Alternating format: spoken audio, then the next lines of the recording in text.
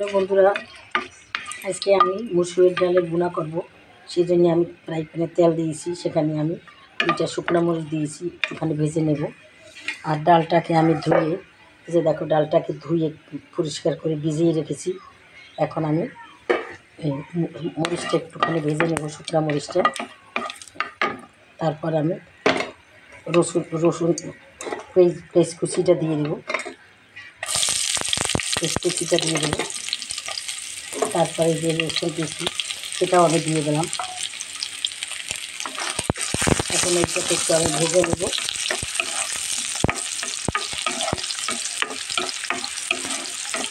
ডাল বোনা এভাবে তোমরা করে খেয়ে দেখবে, আর কোনো কিছু লাগবে না, সবজি মাছ মাংস কিচ্ছু লাগবে না। এটা দিয়ে তোমরা প্লেট ভরে ভাত খেতে পারবে, খুবই সুস্বাদু হয় যে কোনো ডাল এভাবে ভুনা করলে।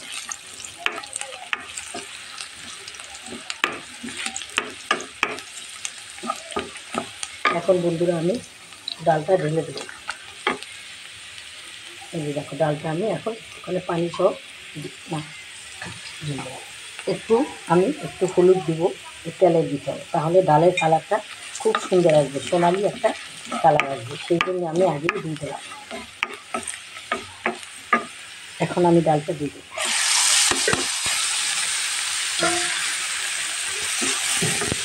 এখন আমি সুন্দরভাবে ডালটাকে কষিয়ে নেব।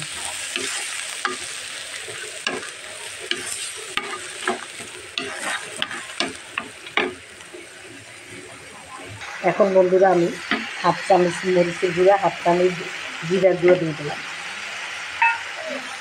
এখন আমি সুন্দর করে কষিয়ে নেব। যত কষাবো এতই ডালটা সুস্বাদু হবে।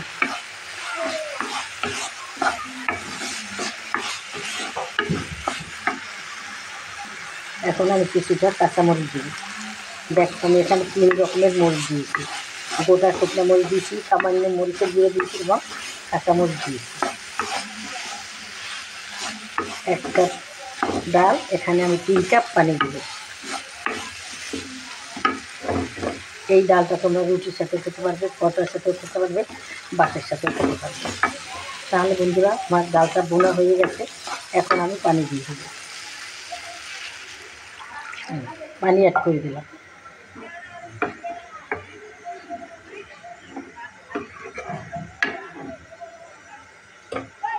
তাহলে তোমরা দেখতে থাকো আমার এই মসুরের ডালের বোনাটা। বন্ধুরা আসল জিনিস দিতে ভুলে গেছি আমি, এই যে দেখো লবণ না হলে কিছুই মজা হয় না। লবণটা দিতে আমি ভুলে গিয়েছিলাম, তাই আমি লবণটা দিয়ে দিলাম। এখন আস্তে আস্তে এটা সিদ্ধ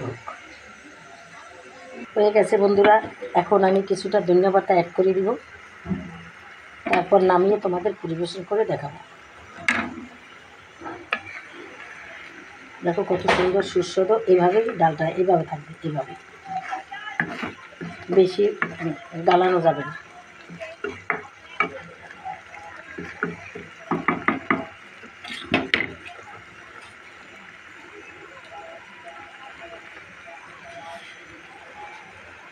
দেখো দেখতে কত লোভনীয় হয়েছে।